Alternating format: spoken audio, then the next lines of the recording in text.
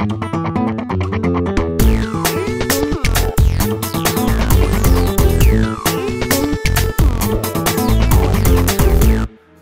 proceso de integración que vive América del Sur parece estar yendo por buen camino.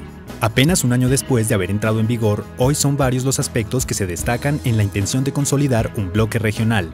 Desde 2008, esta iniciativa ha tenido importantes avances. Con el tiempo, está dejando de ser un compendio de buenos propósitos y una tribuna ideológica, para posicionarse como un organismo que quiere ser el reflejo de millones de suramericanos. De esta manera, y en procura de una verdadera integración, diferentes asuntos hacen parte de la agenda regional de Suramérica. Quizás el que más avances presenta es el relacionado con la seguridad. Sin embargo, la reducción de la pobreza y la infraestructura también son puntos clave para afianzar el proyecto y construir una posición sólida y conjunta. Para comprender mejor las realidades y perspectivas de UNASUR, hablaremos con María Emma Mejía.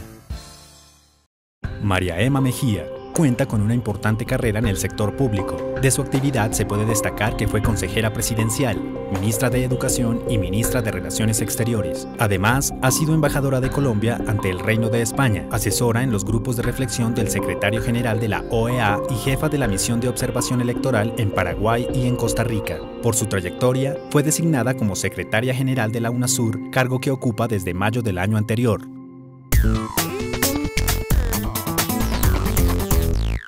María Emma Mejía, ¿cuál ha sido su experiencia en UNASUR? ¿Qué ha logrado en términos de institucionalidad? ¿Existe UNASUR hoy?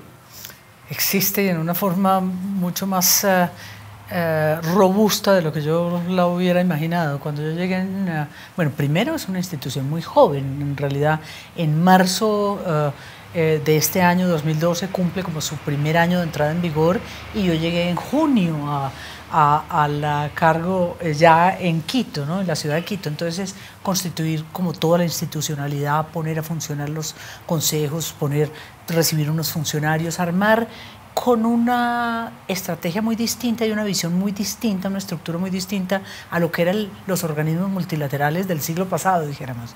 Entonces esto es ágil, fácil, no tiene grandes burocracias. Las burocracias, como está empezando a hacer a Europa con su agencia de exteriores, viene de las cancillerías, entonces tiene más carne, dijéramos, es más real y busca soluciones inmediatas. Lo hizo en lo político antes de que existiera siquiera UNASUR formalmente, cuando se había apenas firmado el tratado y no lo habían ratificado los estados. Desde el 2008 apagó incendios en Santa Cruz de la Sierra, entre Colombia y Venezuela, en Ecuador, y ahora le permite esta zona de paz única en el mundo, excepcional como continente, le permite entrar a mirar los temas de fondo de integración. Como hizo Europa, Europa lo hizo al revés, la integración política vino después que la integración, dijéramos, económica.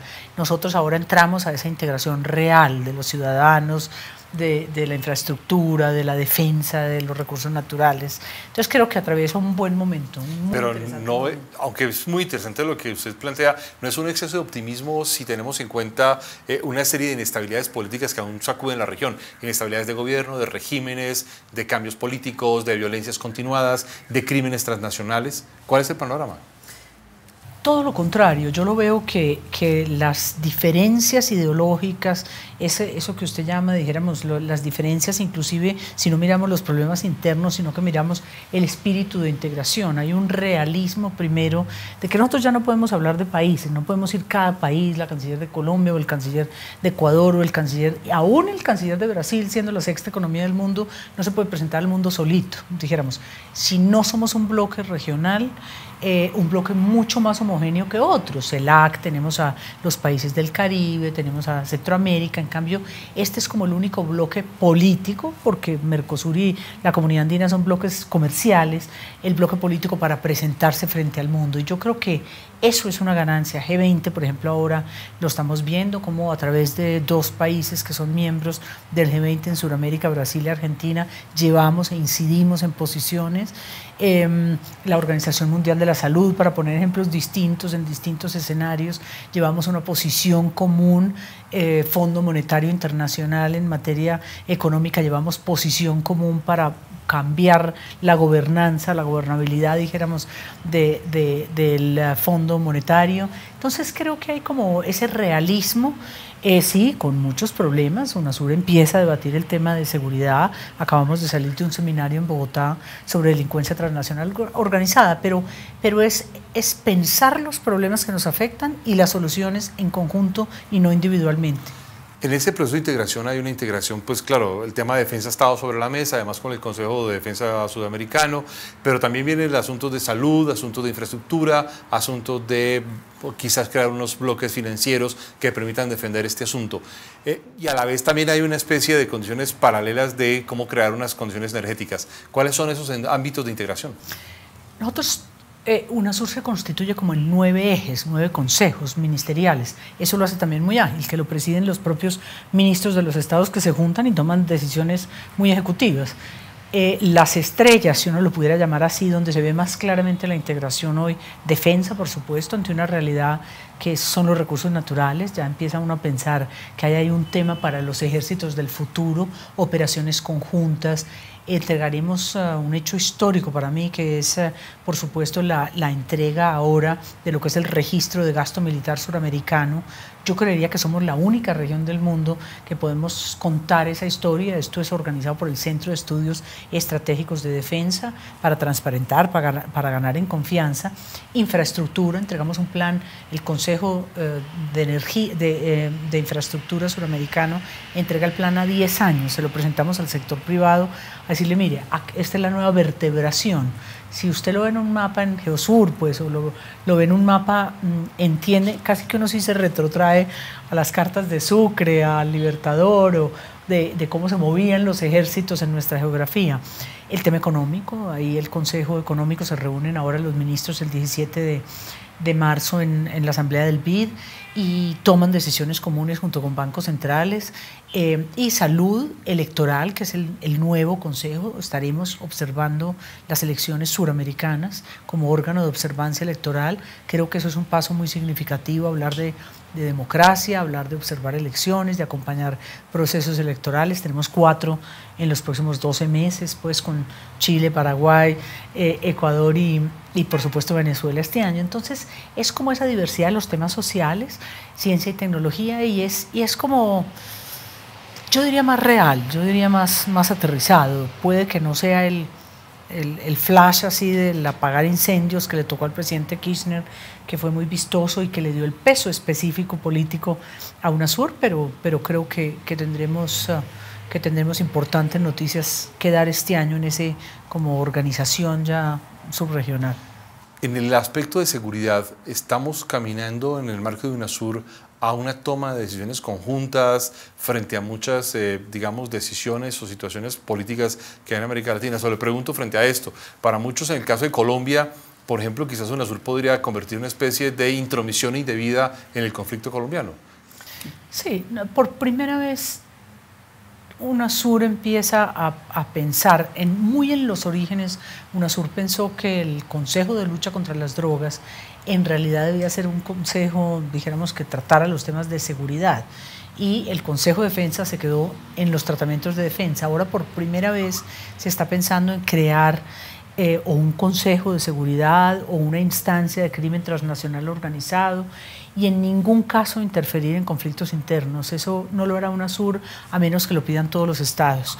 Y el presidente Santos ha sido clarísimo que en el caso, por ejemplo, de posibles negociaciones o de posibles mediaciones, será Colombia la que lleva las riendas de ese asunto hasta tanto el presidente diga lo contrario. En CELAC, en la comunidad de América Latina y del Caribe, el presidente Santos fue clarísimo ante la respuesta que le quiso dar al presidente Chávez de las cartas que habían hecho llegar allí tanto el ELN como las FARC, y era: aquí Colombia y mi gobierno va a tomar estas decisiones, y en el momento en que yo quiera o lo necesite o así lo decida, se va a tomar otra decisión, pero de lo contrario yo creo que todos los presidentes entienden y respetan eso. pero posiciones comunes en la lucha contra la delincuencia transnacional organizada. Creo que es sano y necesario trabajar. María Emma, pero tenemos algunos jugadores extrarregionales importantes como Rusia, Irán, China, que han venido vendiendo armamentos sofisticados, importantes en el caso de Sudamérica, de algunos países de Sudamérica.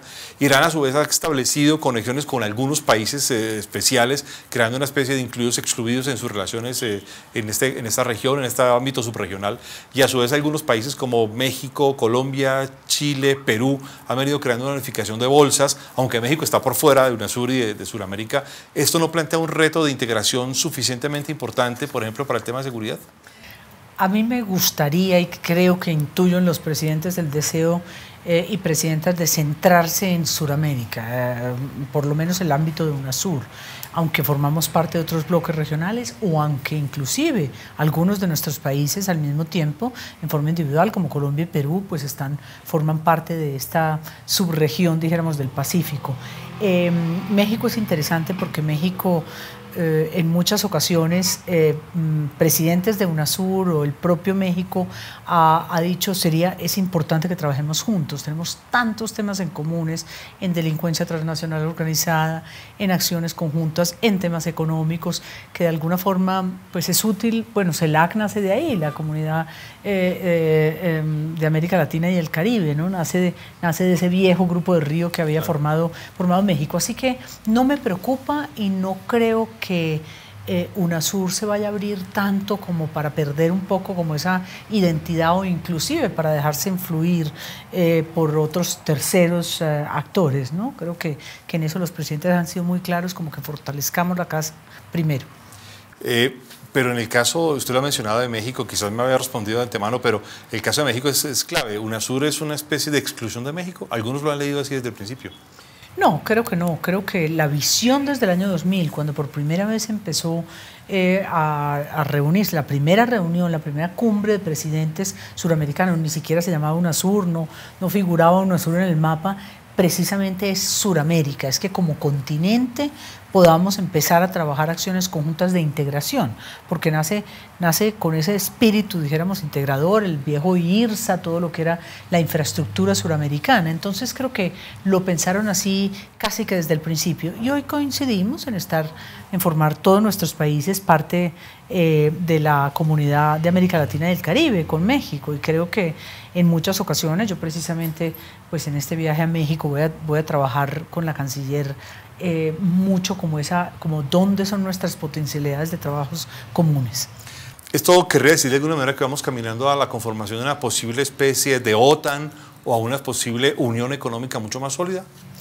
Pero fíjese que esa OTAN de alguna forma sin ejércitos activos, ¿no? Y sin el intervencionismo, por supuesto, demostrado en OTAN, ¿no? Es que esa es la enorme diferencia. Yo creo que aquí se trata de que haya ejércitos, operaciones conjuntas, misiones de paz, experiencias en la Antártida, experiencias en la MINUSTAH, en los ejércitos conjuntos de América Latina. 6 de nuestros países están en Haití, pero en materia económica, donde podamos posiciones comunes, todo el debate de las reservas, del Fondo de Reserva Suramericano, todo el debate sobre cómo fortalecer comercio intrarregional como una medida para no perder mercados. Es como una reflexión de conjunto que desde el punto de vista político nos permite tener una mirada. Juan Manuel Santos lo ha dicho, el presidente, en algunas ocasiones. Y nosotros tenemos países muy fuertes individualmente, pero juntos somos una potencia. Entonces yo creo que esa visión ya no es si queremos o no queremos, tenemos que ir regionalmente a abordar los problemas del mundo. María Emma, pero eso que usted nos acaba de contar entonces hace que UNASUR se acerque quizás a organizaciones regionales en otros lugares del mundo como la Liga Árabe o las organizaciones de África o de Asia. Pues nosotros tenemos acercamientos con la Liga Árabe, tenemos acercamientos, pues sí, una alianza, dijéramos, muy fuerte con África, que es AMASA, que es África y Suramérica, reuniones permanentes año a año. Ahora tuvimos una revisión de nuestras posibles acciones en Naciones Unidas. Creo que UNASUR debe ir ganando con el paso de los años, llevamos apenas un añito, con el paso de los años, con la institucionalidad, con los desarrollos de verdad de integración, debe ir pasando como a lo que a ser un actor que pueda de verdad reflejarse en los ciudadanos, ¿no? A mí la Unión Europea, a pesar de las vacas flacas que está atravesando, creo que tiene bondades enormes y que son un territorio que, sin haber pasado nosotros por las guerras y por las confrontaciones que ellos han tenido históricas, tenemos muchas más oportunidades ahora de una integración real y de disminuir asimetrías, que esa sí es la asignatura pendiente en lo social, ¿no? Pero asimetrías no solo en lo social desde el punto de vista de los ciudadanos de a pie, sino también del poder de los estados, porque UNASUR es una especie también de juego de casa propia de Brasil, como una potencia hegemónica subregional, frente a países con mucho menos poder como Ecuador o Bolivia. ¿Cómo juegan los estados en este contexto?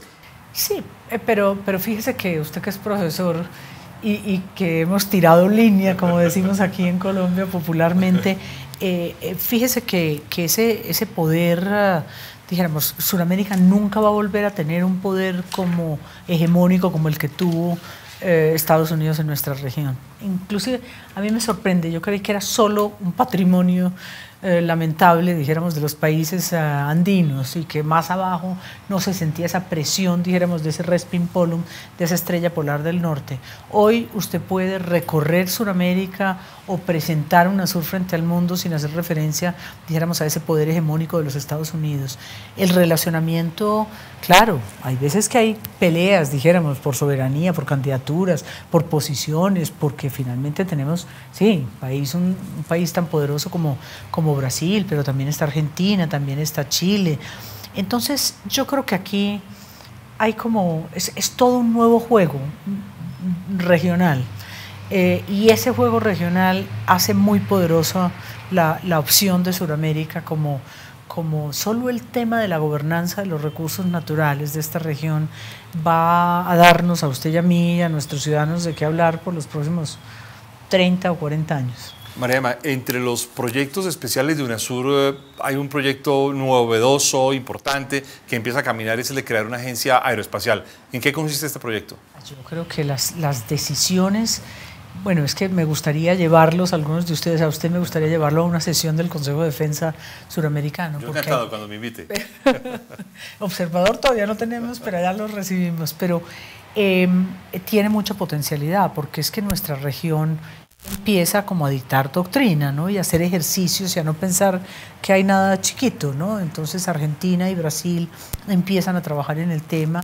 Colombia, en la visita que realizó el ministro Pinzona, el ministro Amorim de Brasil de Defensas, empiezan a explorar el tema, inclusive aviones no tripulados, experimentar un poco nosotros mismos en lo que puede ser las necesidades que tengamos como región, y no hay temas vedados, dijéramos, en los cuales trabajar, así que yo creo que son potencialidades importantes de Sudamérica. En ese liderazgo de la agencia espacial, obviamente el papel de Brasil va a ser muy destacado, que es un gran productor de aviones de mediano alcance de uso civil, pero también de aviones de combate, pero también hay otros elementos claves de esa agencia espacial. Esto incluiría la exploración del mundo, del universo, mucho más allá de simplemente una condición de defensa o de empresas aeroespaciales de transporte civil. Absolutamente, yo creo que más que empresas aeroespaciales solamente, pues hay que ver los ejemplos de Chile, por ejemplo. Entonces ahí también tenemos un peso específico importante frente al mundo. La localización suramericana es un activo también invaluable para este tipo de experiencias. Así que yo veo sin timidez que la posibilidad de tener decisiones políticas que se afianzan en organismos técnicos como el Centro de Estudios Estratégicos de Defensa y en ministerios poderosos lo hacen muy atractivo, y es como la ecuación necesaria, esa tercera pata que se requiere para estos temas, y es quién puede pensar en eso estratégicamente, pero al mismo tiempo desde el punto de vista técnico. María, usted ha sido canciller en Colombia, ha tenido distintos cargos en la política nacional, conoce muy bien la política nacional y ahora ha estado secretaria general de UNASUR. ¿Por qué hay una especie de reticencia en la sociedad, en la política colombiana frente a UNASUR? ¿Por qué este asunto no logra superarse? Porque todo esto que usted nos ha contado sigue siendo tan extraño para la vida diaria en Colombia. Pues Tal vez los estigmas a veces, ¿no? Que si bueno, primero yo creo que en algunos años, en el segundo mandato, sobre todo el presidente Álvaro Uribe, pues la relación fue muy difícil, ¿no? Y yo creo que los colombianos nos quedamos un poco con aquellos diálogos que veíamos absortos por televisión de las enormes dificultades del intento de diálogo entre los países. No hay que recordar al momento cuando Lula da Silva, cuando la presencia de las bases norteamericanas en Colombia, lo que eso generó en el subcontinente. Entonces ha habido como cierta estigmatización por como líneas más de izquierda de UNASUR en algún tiempo, y un diálogo político muy difícil con la región suramericana. Hoy hemos ido ganando en confianza. Creo que esa confianza entre los presidentes es invaluable, y el presidente Santos y su canciller Holguín han batallado por UNASUR. ¿Quién iba a pensar que en pudiera dirigir los destinos de UNASUR una colombiana? Era absolutamente impensable hace apenas 2 años. Entonces veo que toma tiempo, a veces hay un subregionalismo y un regionalismo que está como acondicionado, y la casa como ordenada, y de pronto entran nuevos actores, y bueno, pasará el tiempo y confiamos en que ganemos también la confianza de los suramericanos. No creo que el escepticismo a veces es aquí, o el desconocimiento. La política subregional a veces no se entiende, o multilateral, o se ve unas burocracias por allá. Esperamos hacer la tarea distinto. María Emma Mejía, muchas gracias por estar con nosotros en la Universidad Nacional de Colombia. A ustedes, de verdad, muchas gracias.